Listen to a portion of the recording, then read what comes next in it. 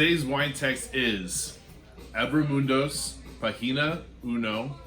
It's a red blend 2013 from Mendoza in Argentina.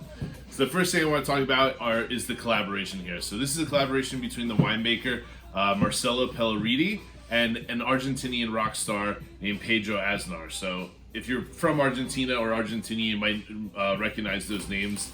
But the winemaker is really well known for being part of some of the biggest projects in all of Mendoza. These vines themselves are actually mountain vines, and they're pretty high altitude. It's about 1,100 meters above sea level. So it's a lot cooler than what you think of Malbecs and other red wines that come from Mendoza.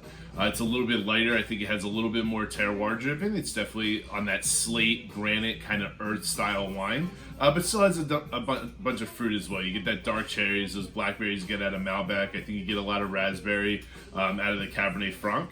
But being cooler climate, it's not necessarily your traditional style of, your normal 15 to 20, even that $30 Malbec or other red wines from Argentina.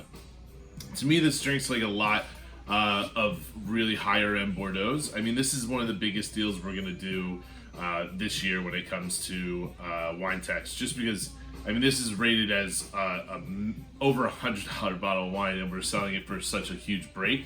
But specifically from this region, drinks way more like Bordeaux.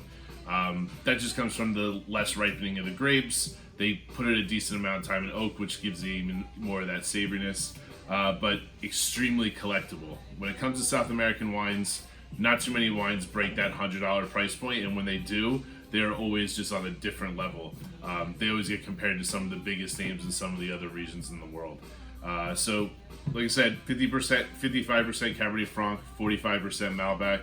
Exceptional wine. Don't be afraid to open one up now, and don't be afraid to cellar them. This is kind of the in-between. It's already 7 years old, but this wine can easily last another 10, 15 years without trying.